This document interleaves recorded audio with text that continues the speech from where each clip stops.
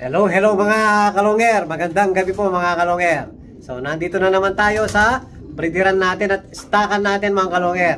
So update natin ngayon si Dagul mga kalonger. So ilang beses nang hindi nagfertile si Dagul mga kalonger. Ngayon may itlog na naman yung asawa niya. So eto po si Dagul.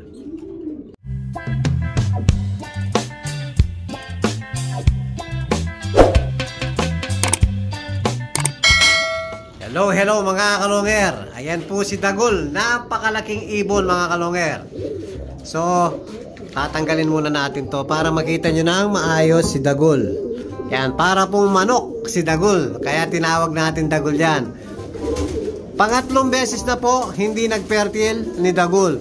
So hindi ko po alam kung sino ang may diferensya. Ito naman pinaris natin sa kanya si Miss Patty. Basal naman yan mga kalonger.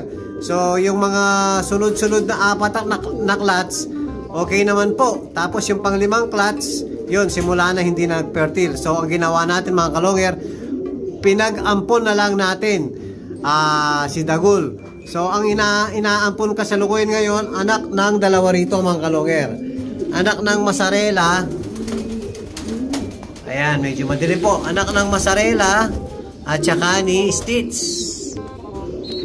Po si Stitch.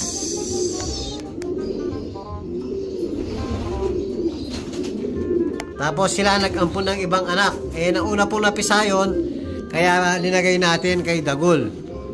Ngayon may itlog na naman mga kalonger, mukhang hindi maglilimlim. So may itlog po, ayan o, ayan mga kalonger. So meron silang itlog ngayon, so date ng 23. 24 po tayo ngayon. Medyo malamig yung itlog. So naglilimlim si Miss Patty sa baba mga kalonger. So ilalagay natin sa taas. Ayan, habang nandito tayo, hindi bababa yan. Ang problema, tinatry ko pag lumabas na ako mga kalonger, bumababa po. Pilit naglilimlim sa baba. So ang plano ko sana, mag-aampun pa sila uli dahil napakaganda pong mag-subo ni Dagul. Hindi ho nalalaspag. Tignan nyo naman ang lulusog, ang tataba ng mga anak ko. Ayan, anak ni Masarela tsaka ni Stitch. So walang nag-grisel po mga kalonger. Parehas hindi nag-off color. Isang blue bar, mukhang isang velvet din. O ayan, masyadong binabantayan ni Dagul yung mga ampun niya. Ayan, pag hindi kayo naglimlim ngayon, kanina pong tanghali, dapat si Dagul maglilimlim siya. Dahil salitan pong naglilimlim yung mga kalapate, mga kalonger. Pag alas 10 ng umaga, ayan, papalit na yung kak. Tapos hapon, papalit uli yung hen. Hanggang kinabukasan na po maglilimlim yung hen. Ayan, ngayon po, pag labas natin, sigurado bababa na naman si Miss Patty. So last chance yun na to. Pag hindi kayo naglimlim ngayon, i-break ko na kayo. So magsiset tayo na naman ng panibago rito. So napakadami natin gustong iset dito mga kalonger. Wala silang space. Lagi tayong puno. Even sa labas po, may laman na rin yung mga breederan natin doon. Bibigyan ko kayo hanggang bukas. O kaya ano pa, 1 week pa para sa mga ampun nyo.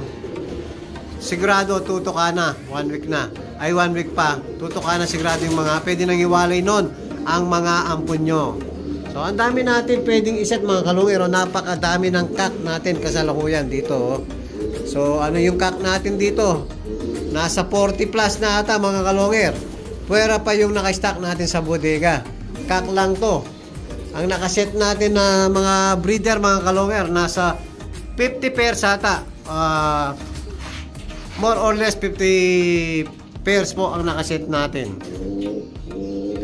Yan, punong-puno po tayo dahil nagpapasalamat ako sa mga ano natin, mga viewers natin, sa mga customer natin. Walang sawa po sa pagtangkilik sa mga bloodline natin. Dahil po sakto lang ang presyo mga kalonger. Hindi po ganun kamahal, hindi po ganun kamura. So saktong-sakto lang po, pero quality naman yung mga ibon. Kaya hindi po tayo mapapahiya sa mga mga customer natin, mga kalongger. Yan o, napakaganda ng kulay nito mga kalongger. Kakaiba na naman yung kulay niya. So lahi pa rin ng mga opal to mga kalongger. Kapatid niya to. Ayan, kapatid niya yan mga kalongger. So ang magulang niyan, siyempre walang iba, yung opal na original. Ito. Yan yung takloban. Finisher po. Yan isa sa, yan po yung lagi natin binablog na makunat na linyada. Yung mga coipers po. Yan, basta kung saan na lang lumabas ang mga opal na yan. So, pinadami natin mga kalongger. Halos may lahi po ng ganyan yung mga coipers natin mga kalongger. Yan, yung bloodline na yan galing kay Paring Bobet. Siyempre, yung napakabait natin kumpare, si Paring Bobet. So, sa kanya po ang mga coipers na original. Yan, so halos po ngayon, binigyan natin ng bloodline na ganyan. Ito pa po, ito yung tatay niya. Ayan, napakagandang kak po mga kalongger. Pang-artistahin po ang tayo niya. Napakagandang kak. Ito po yung anak. Tapos pinares natin, ito yung nanay. Ayan po. So napakagandang kak. Tapos kagabi po, biniyak natin si Taiwan. So sabi ko nga, bibigyan natin ng ibang kapares. Magsiset tayo yung mga speedbird. So meron tayong gustong ipares nga, kinuha ko ngayon, nilagay natin doon, mukhang hindi pa papares yung ibon.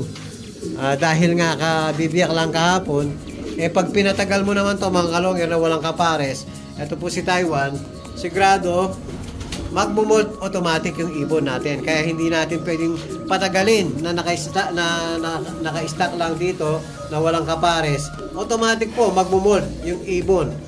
Kahit alin po sa mga kalapati natin, pag break natin, inabot ng 1 week, automatic po magmumolt ang ibon natin mga kalongger. So kahit po medyo patapos pa lang magmolt, yung gusto natin ipares, ayan, si Cham Chanseng mga kalongger. Yan po, ang bloodline yan, galing kay Idol Cham Chanseng. So ang ibon natin yan, galing natin kay Paring Ren Sibal po mga kalongger. Yan, inaaway pa. So, titingnan natin hanggang bukas kung magpaparis yung pinagpaparis natin. So, tingin ko makakapag-produce tayo ng mga speedbird dito mga kalongger. Dahil itong hen natin, nasubok ko na po yung mga naging anak niya, napakatulin po mga kalongger. Nakaka-speed sila ng 1-3. Yan, 1-2, 1-3, ganyan po kabilis yung mga anak nito. So, tapos ito mga kalongger, yan, speedbird din yan. Yan mga lahi ni bloodline ni Paring Ren Sibal, na bloodline galing niya kay Cham Chanseng. Namayapa na po ang idol natin si Idol Cham Chanseng. So alam ko po ang bloodline ng mga ginamit ni Idol Cham Chanseng, mga Vandenbroek din po mga kalongger. So kaya matutuloy ng mga Vandenbroek mga kalongger. So tatry natin. So next vlog natin, papakita natin mga kalongger kung magpapares tong dalawang to.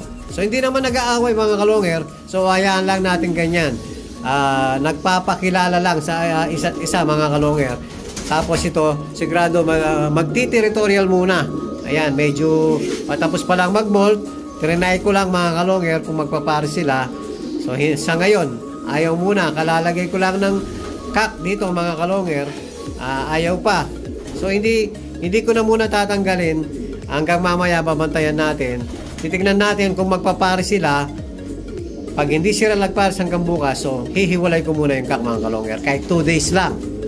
So yan po yung update natin sa pinagpapares natin na gusto natin gawin ang mga speedbird. Si Cham Chanseng at saka si Taiwan mga kalongger. O yan po yung update natin sa pinagpapares natin. At kung bago pa lang kayo sa aking channel, huwag kalimutan mag-subscribe, like, and share. At pagpindot na rin po yung notification bell, pati na rin po yung all para updated kayo sa mga bagong video natin. So yun lang po mga kalongger. Maraming salamat po. Keep safe and God bless.